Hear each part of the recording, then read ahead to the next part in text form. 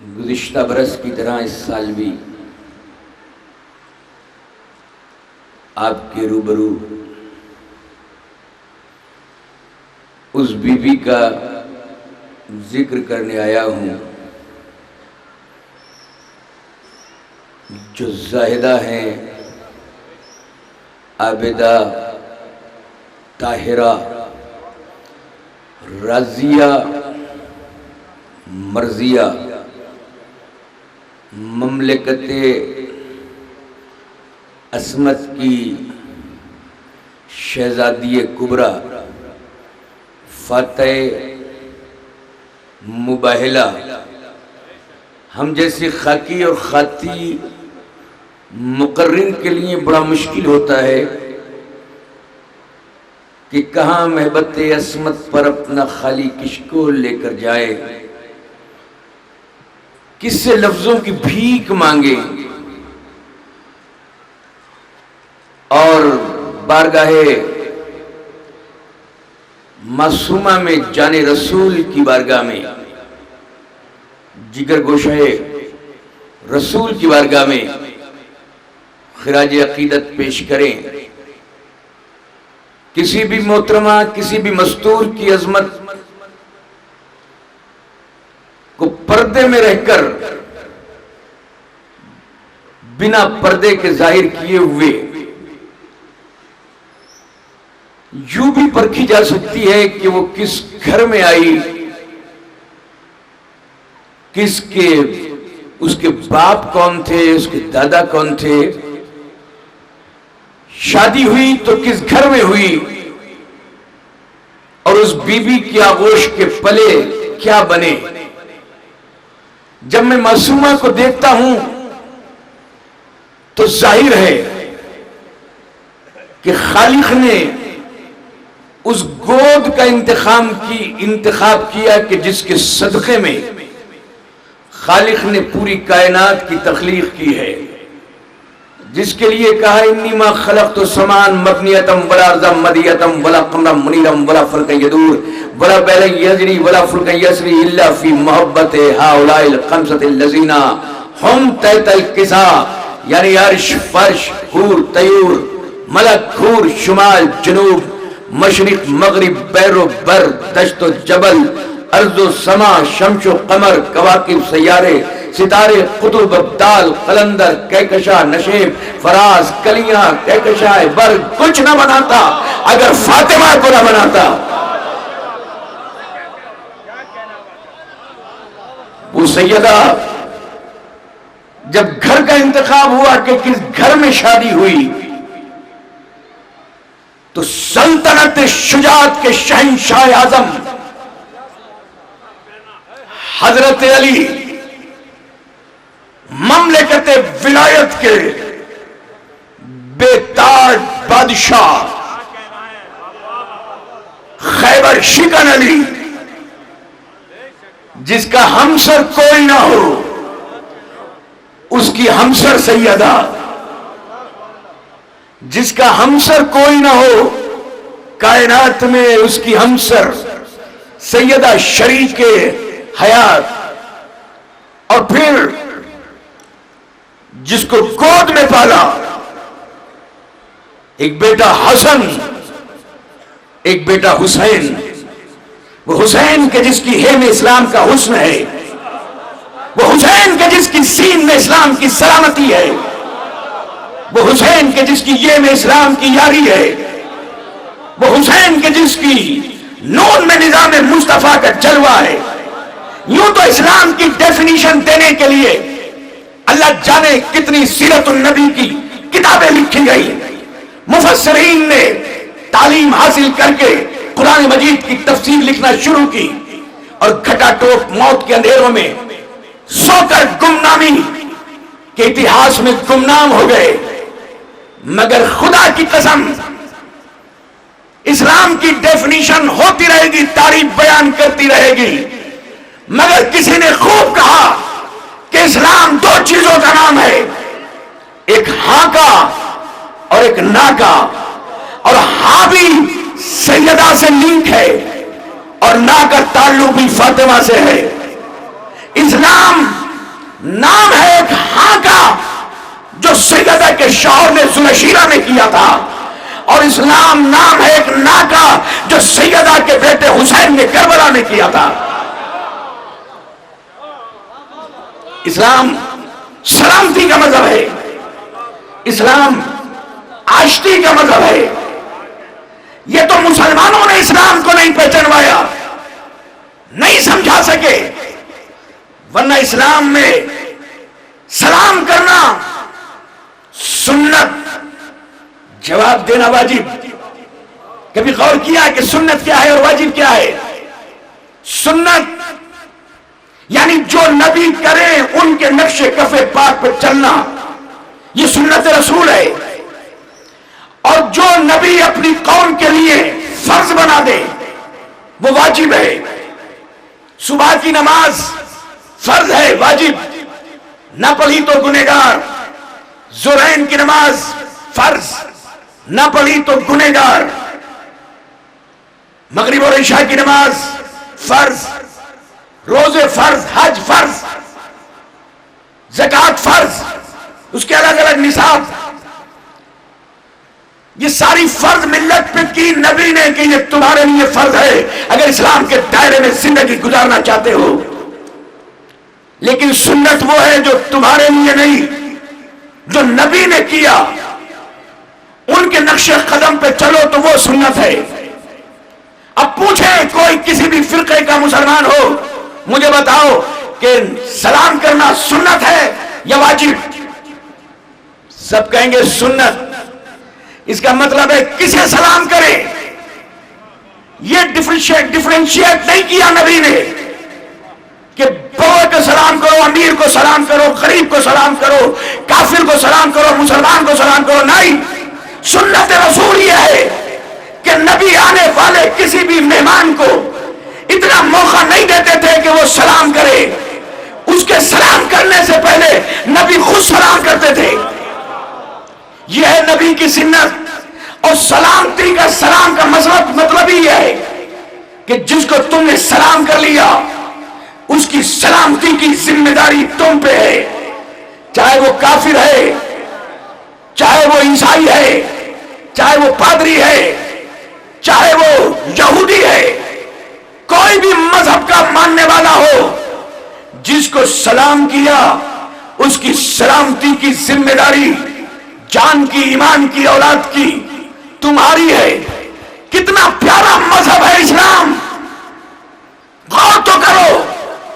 اس کے بعد نبی نے کہا کہ پہلے سلام کرو پھر کلام کرو، یعنی نبی کا دیا ہوا اسلام یہ ہے کہ پہلے آنے والوں کی سلامتی کرتا ہے پھر کلام کی اجازت دیتا ہے۔ یعنی اس میں یہ نہیں دیکھتا کہ کون گنگا رام ہے، کون عبد الرحمن ہے، جو بھی آیا اس پہ سلام ہے۔ یہ ہے اسلام، نبی کی سنت۔ نبی کی سنت ہے، نبی آنے والے کو پہلے سلام کرتے تھے، آنے والا بعد میں جواب دیتا تھا۔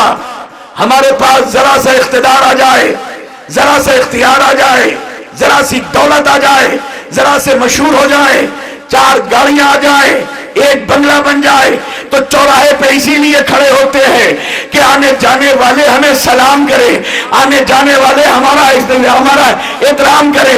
مگر یہ مسلمان چاہتا ہے، نبی نے کبھی انتظار نہیں کیا کہ آنے والا کوئی سلام کرے، نبی پہلے سلام کرتے تھے، بعد میں آنے والا جواب دیتا تھا۔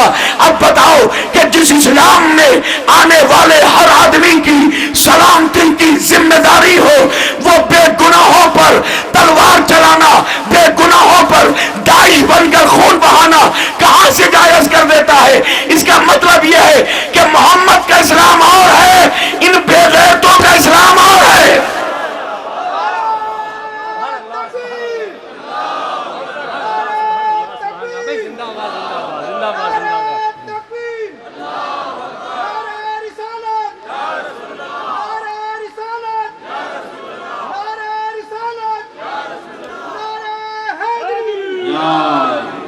ہمارے ہندوستان کا وقار اور ہندوستان کی تصویر جناب منظر بھوپالی صاحب تشریف لے، ہم ان کا استقبال کرتے ہیں۔ جناب ہمارے مذہب کو ذرا سا پہچانوانے کی ضرورت ہے. جیسا کہ ہم نعرہ لگا رہے ہیں، نعرہ تکبیر، اللہ اکبر. پہلے اللہ کو تو سمجھاؤ کہ اللہ ہے کیا. نبی کے جانشین علی نے نہج البلاغہ میں کہا من عرف نفسہ فقد عرف ربہ. جس نے اپنے آپ کو پہچان لیا اس نے اپنے رب کو پہچان لیا. سب سے بڑی ستم ظریف یہ ہے کہ ہم نے ابھی تک اپنے آپ کو ہی نہیں پہچانا کہ ہم کیا ہے. پہلے ہم اپنے آپ کو پہچانے پھر اس رب کو پہچانیں گے. اس اللہ نے جس نے ہمیں تکبیر دی اللہ اکبر، اللہ اکبر یعنی اللہ سب سے بڑا ہے. اگر دائرہ اسلام میں رہ رہے ہو تو اللہ اکبر کہنا ہی نہیں، ماننا پڑے گا. جس نے اللہ اکبر یعنی اللہ کو بڑا مان لیا وہ پھر دولت کو بڑا نہیں مانے گا، وہ پھر نیتاؤں کو بڑا نہیں مانے گا، وہ پھر منتریوں کو بڑا نہیں مانے گا، پھر دولت والوں کو، کارخانے والوں کو، بزنس والوں کو، لمبی لمبی گاڑیوں والوں کو اور لمبی لمبی داڑھیوں والوں کو کبھی بڑا نہیں مانے گا، کیونکہ اس نے اللہ کو اکبر مانا ہے. پہلے اللہ وہ وحدہ لا شریک جو تمہارا علیم بذات الصدور ہے، تمہارے دلوں کے رازوں سے واقف ہے. اب میں کیا کروں، یہ اللہ کی صفت قرآن میں ہے. ذرا سا میں اسلام اور اللہ کے بارے میں بتا کر پھر آج کے موضوع پر آؤں گا. 10 یا 15 منٹ میں آپ کی زحمت تمام کرنی ہے کہ اللہ اکبر، اللہ سب سے بڑا ہے، وہ علیم بذات الصدور ہے. یہ قرآن کی آیت ہے، ہمارے دلوں کے رازوں سے واقف ہے. آج ہم ماشاءاللہ ساری طاقت دسترخوان پر دکھاتے ہیں، کباب، قورمہ، بریانی، نہاری، پائے، گول گپے. کوئی دسترخوان پہ سجی ہوئی چیز کو ناراضی نہیں کرتے. اس لیے ڈاکٹر خلیل اللہ نے کہا تھا کہ ماشاءاللہ سے ہماری تعداد تو 18 یا 20% ہے، مگر ہم اسپتالوں میں 55% ہوتے ہیں. اس کی وجہ یہی ہے کہ نہاری پائے بہت جلدی ہمیں وہاں پہ لے جاتے ہیں.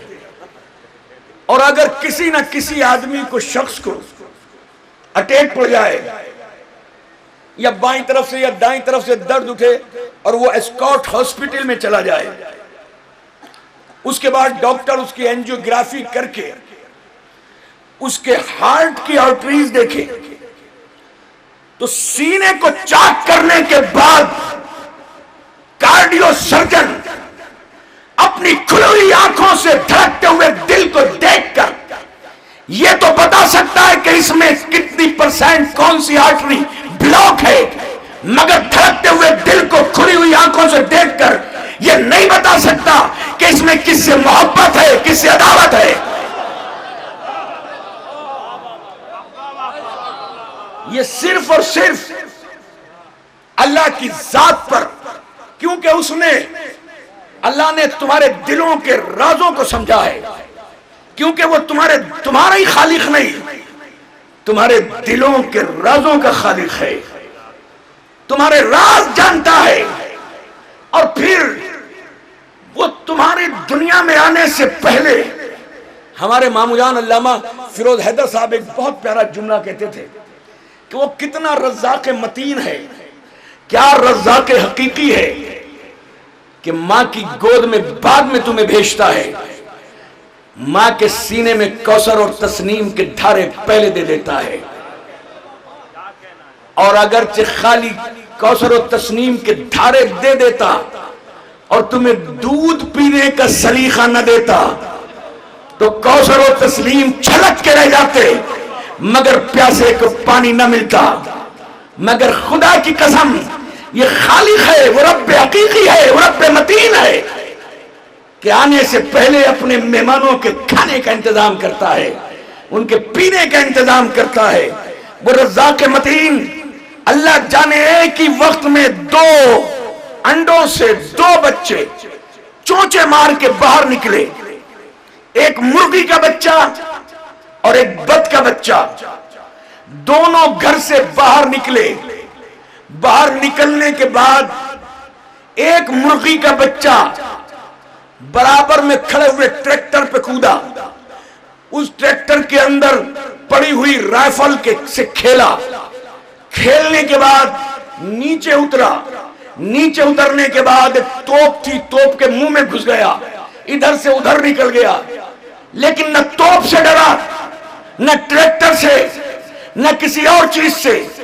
اچانک سے چیل اوپر سے اتری، اور جیسی چیل اوپر سے اڑی وہ اپنی ماں کی شفقت بھری گود میں جا کے چھپ گیا۔ یہ کون ہے جو ایک لمحے میں اسے ماں کے قریب لے کے جا رہا ہے؟ ابھی تو نہیں یہ کسی یونیورسٹی میں گیا ہے، نہ کالج میں گیا ہے، نہ کلاس میں گیا ہے، نہ کوئی استاد ہے۔ یہ کون ہے جو اسے سکھا رہا ہے؟ اس کا ایک ساتھی دوسرا جو بط کا بچہ تھا، وہ ایک تالاب کے کنارے اسے لے کے گیا مرغی کے بچے کو، اور جب وہاں تالاب کے کنارے لے کے گیا تو مرغی کا بچہ تو باہر رہ گیا، مگر اللہ نے بط کے بچے کے ہاتھ میں کچھ ایسی پتوار لگا کے بھیجی تھی کھال کی کہ یہ کود گیا، اور کودنے کے بعد تیرتا ہوا ادھر سے ادھر نکل گیا۔ یہ مرغی کا بچہ ٹک ٹکی مار کر یہ بط کے بچے کو دیکھتا رہا اور سوچتا رہا کہ اسے تو کسی نے تیرنا نہیں سکھایا، یہ تو کسی سوئمر سے اس نے غوطہ لگانا سیکھا ہی نہیں، یہ ایک لمحے کے بط کے بچے کو کس نے تیرنا سکھا دیا؟ یہ وہ رزاق متین ہے، وہ رب حقیقی ہے جو آنے کے ساتھ ساتھ تربیت دے کے بھیجتا ہے۔ وہ اللہ جو ایک ہی دن میں ہم نے دیکھا کہ دو طرح کی بکریاں، ایک بکری راجستھان میں وہ گنجی، اس کے اوپر کوئی بال نہیں، لیکن وہی بکری اگرچہ آپ کشمیر میں دیکھیں گے تو پورے جسم بال سے ڈھکا ہوا ہے۔ اس کی وجہ کیا ہے؟ کہ گرمی میں راجستھان میں کیونکہ سردی نہیں پڑتی اس لیے اسے لباس کی ضرورت نہیں ہے، کشمیر میں وہاں پر سردی ہوتی ہے۔ اللہ اپنے جانوروں کی پرورش اور سن سے بتا رہے ہیں، اس کا مطلب ہے وہ رزاق متین ہے جو ایک ایک جانور کو، ایک ایک چیز کو تربیت دے کے بھیج رہا ہے، اس کی حفاظت بھی کر رہا ہے۔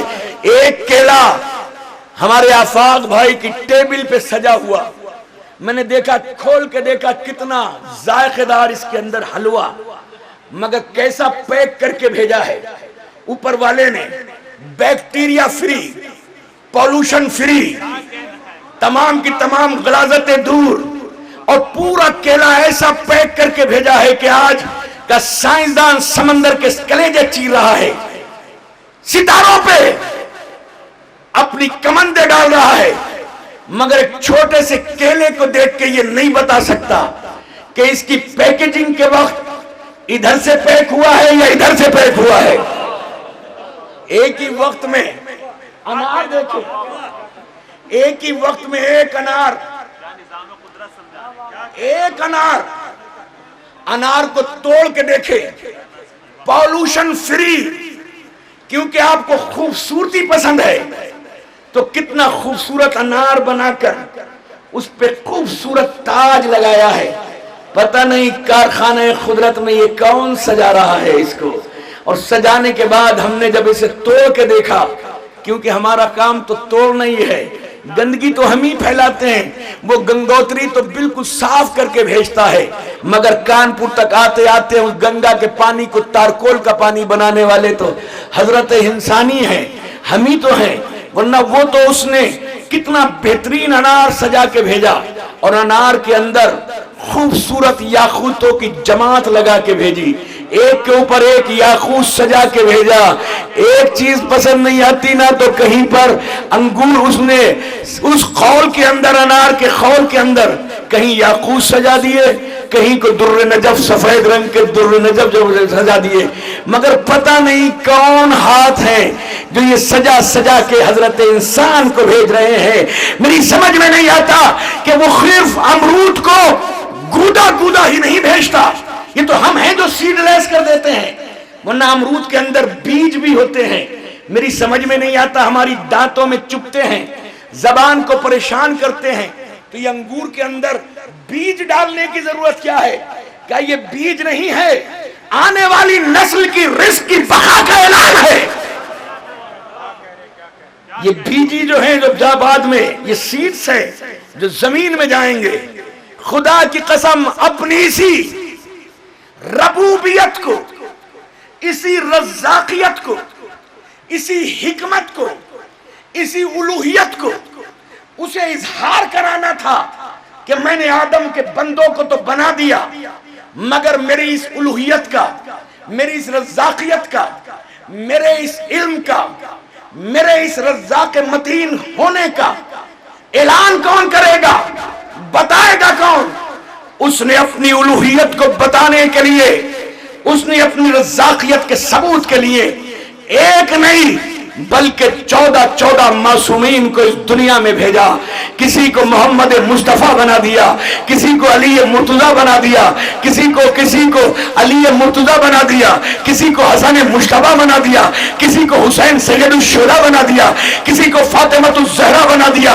14 کو جب بنا دیا تو 14 میں سے 11ویں امام حسن عسکری نے کہا نینو حجت اللہ علی خلقہ، ہم ساری کائنات پہ اللہ کی حجت ہے، والفاطمہ تو حجت علینا، اور فاطمہ ہم سب کے اوپر حجت ہے۔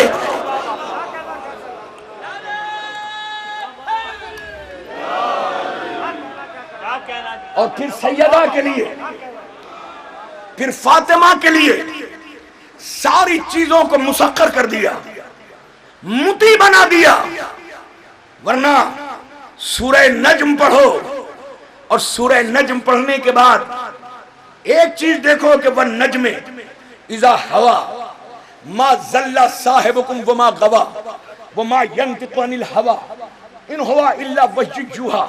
مجھے قسم ہے اس ایک ستارے کی جب وہ گرا، اس ستارے کا انسانوں سے بڑا تعلق ہے، کتنا ہی بڑا انسان ہو جائے، مگر اگر کوئی صحیح پامسٹ ہے، صحیح ایسٹرولوجر ہے، صحیح ستارے دیکھنے والا ہے، اور وہ فٹ پاتھ پر، جامع مسجد کی فٹ پاتھ پر یا لال قلعے کے کنارے پہ فٹ پاتھ پر زمین پہ بیٹھ جاتا ہے، تو ہم نے بڑے بڑے امیر لوگوں کو، بڑے بڑے دانشوروں کو، ذہین لوگوں کو دو زانو بیٹھ کر اس کے سامنے ہاتھ پھیلاتے ہوئے دیکھا ہے۔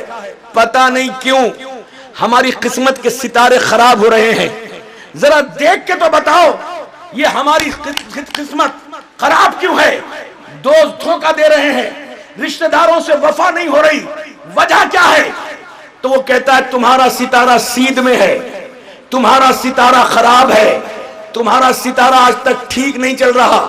اس کا مطلب ہے ساری دنیا اپنے نصیبوں کو ستاروں میں تلاش کرتی ہے، اور ایک ستارے نے در سیدہ پہ گر کے بتایا کہ ستارے اپنے مقدر کو در فاطمہ میں تلاش کرتے ہیں۔ نعرہ حیدری، صبا کے ساتھ دل بولا، زمین بولی فلک بولا، ستارہ ٹوٹ کر بولا، نعرہ حیدری، برائے خوشنودی امام زمانہ بلند تر صلوات۔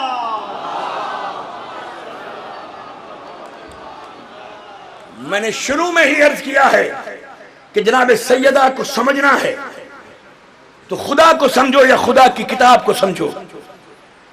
میں خدا کی قسم کیسے عرض کروں کہ آج کا انسان، ایک آیت ایسی ہے جو مرد عورتوں کو ڈرانے کا کام کرتے ہیں کہ مجھ سے مت الجھنا، بیگم سے اکثر کہتے ہوئے نظر آئیں گے۔ کہا کیا ہوا؟ کہا اللہ نے ہمیں 4 شادیوں کی اجازت دی ہے۔ یہی ہے نا؟ آؤ اس آیت کو پڑھ لیں، اور بس یہاں پہ زحمت تمام کر رہا ہوں، آپ کے اور شاعروں کے بیچ میں اب حائل نہیں ہوں گا، بس یہ آیت پڑھ دوں۔ کیا ہے وہ آیت کہ جس میں مردوں کو 4 شادیوں کی اجازت دی ہے؟ یہ بیچارے آدھی آیت پڑھ کے ڈراتے ہیں، اگر پوری آیت پڑھے نا تو ایک عورت بھی ان آیت سے نہیں ڈرے، کیونکہ آیت کہہ رہی ہے فَانْكَحُوا، نکاح کرو۔ یہ بھی ڈرانے کے کام۔ مَا طَابَ لَكُم مِّنَ النِّسَاءِ، جس میں بھی کیپیسٹی ہو، طاقت ہو، جو برداشت کر سکے۔ کس سے نکاح کریں؟ نساء، عورتوں سے۔ دیکھیں یہ ہے دور اندیشی قرآن مجید کی. 14 صدیوں پہلے قرآن کی نگاہ یا حامل قرآن کی نگاہ اس بات کی تھی کہ ہالینڈ میں، سوئٹزرلینڈ میں، آسٹریلیا میں اور لاس ویگس میں ہو سکتا ہے کہ یہ قانون پاس ہو جائے کہ مرد مرد سے شادی کر سکتا ہے، مگر قرآن مجید نے 14 صدیوں پہلے بین لگا دیا کہ فَانْكِحُوا مَا طَابَ لَكُم مِّنَ النِّسَاءِ، خبردار نکاح کرو جس میں کیپیسٹی ہو. کس سے؟ صرف عورتوں سے. نکاح صرف عورتوں سے ہو سکتا ہے. فَإِنْ خِفْتُمْ أَن لَا تَعْدِلُوا، لیکن اگر تمہیں خوف ہے کہ تم عدل نہیں کر سکتے، فَانْكِحُوا مَا طَابَ لَكُم مِّنَ النِّسَاءِ، مثنیٰ، ثلاثہ و رباع، نکاح کرو عورتوں سے، چاہے 2 سے، ثلاثہ چاہے 3 سے، رباع چاہے 4 سے. 4 تک پرمیشن دی. آیت آگے پڑھی فَإِنْ خِفْتُمْ، لیکن اگر تمہیں خوف ہے ان لا تعدلوا کہ تم عدل نہیں کر سکتے، فَوَاحِدَةٌ، تو تمہیں ایک ہی کافی ہے. بس تھک کے نہیں، شک کر کے نہیں، بس ختم کر دی. یعنی اجازت تو ہے 4 شادی کی، مگر شرط ہے کہ تم عدل کرو. اگر عدل نہیں کری تو تم شادی نہیں کر سکتے. عدل کا مطلب کیا ہے کہ جب تم نے ایک نکاح کیا تو نکاح کے ساتھ ساتھ دوسرا نکاح بھی کر لیا. تو اگر تمہارے انکم 10,000 ہے تو 10,000 میں 500، 5,000 ایک بیوی کو، 5,000 دوسری بیوی کو. اگر آپ کے پاس 5,005 روپے آپ نے ایک بیوی کو دیے اور 4,995 روپیہ دوسری بیوی کو دیا، تو 5 روپے تو آج کل کوئی فقیر بھی نہیں لیتا. مگر تمہیں دنیا عدل سے نکال کر جہالت اور ظلم کے دلدل میں یہ 5 روپیہ ڈال دے گا. کیوں؟ کیونکہ تم نے دونوں بیویوں کے درمیان عدل نہیں کیا. اس کا مطلب ہے اجازت تو شریعت دیتی ہے تمہیں 2، 3، 4 نکاح کرنے کی، مگر نکاح کرتے ہی ساری بیویوں کو آپ کو برابر سمجھنا پڑے گا. میں نہیں سمجھا سکا، میرا قصور ہے نا. یعنی جس نے نکاح کیا اسے دوسری بیوی کو پہلی بیوی کے برابر سمجھنا پڑے گا. 3 بیویاں کی تو تینوں کو برابر. اب پتہ چلا شریعت میں شادیاں کرنے کی تو اجازت ہے، مگر جس سے شادی کی ہے وہ سب آپ کے نظروں میں برابر ہونی چاہیے. اب معلوم ہوا کہ فاطمہ کی زندگی میں علی نے کوئی دوسری شادی کیوں نہیں کی؟ کیونکہ کائنات میں نگاہ علی میں کوئی فاطمہ کے برابر تھا نہیں، تو شادی کیسے کرتے؟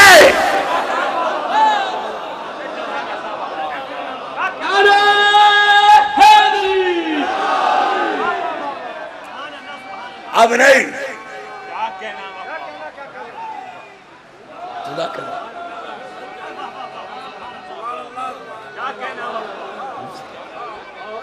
نہیں، اس سے بڑا جملہ سرکار، جس طرح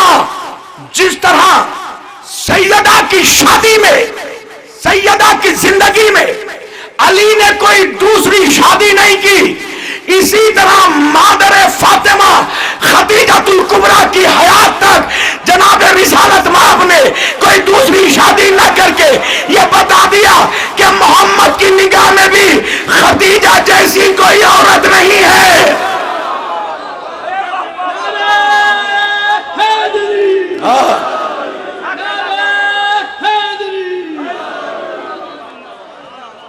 اس لیے نہ بیٹی کا جواب،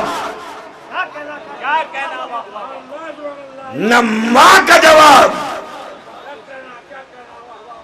اور 4 یا 6 مصرے میں شورا کرام کی نظر کر کر جناب سیدہ کی بارگاہ میں خراج عقیدت پیش کر کر آپ سے رخصت ہونا چاہتا ہوں کہ اسی کے نقش قدم کے ذروں سے ماہ و انجم کو نور بخشا. جب مشاعرہ سن رہے ہو تو 6 مصرے پڑھ کر ہی تو دے رہا ہوں. اور کیا جناب محسن نقوی نے 6 مصرے کہے ہیں کہ اسی کے نقش قدم کے ذروں سے ماہ و انجم کو نور بخشا, اسی کے گھر کے گداگروں نے ہی آدمی کو شعور بخشا, اسی کی خاطر تو حق نے صحرا کو جلوائے کوہ طور بخشا, جو اس کا جو جلوائے کوہ طور بخشا, جو اس کا غم لے کے مر گیا ہے خدا نے اس کو ضرور بخشا. اب مجھے نہیں پتا کہ 5واں اور 6واں مصرع کس تک جائے گا کس تک نہیں جائے گا.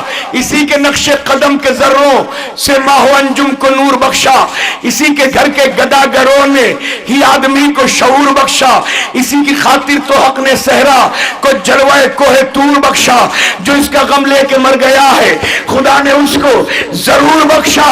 جو فاطمہ سے رکھے مودت اسے نہ دوزخ جلا سکے گا, جو اس کے گھر کو جلانے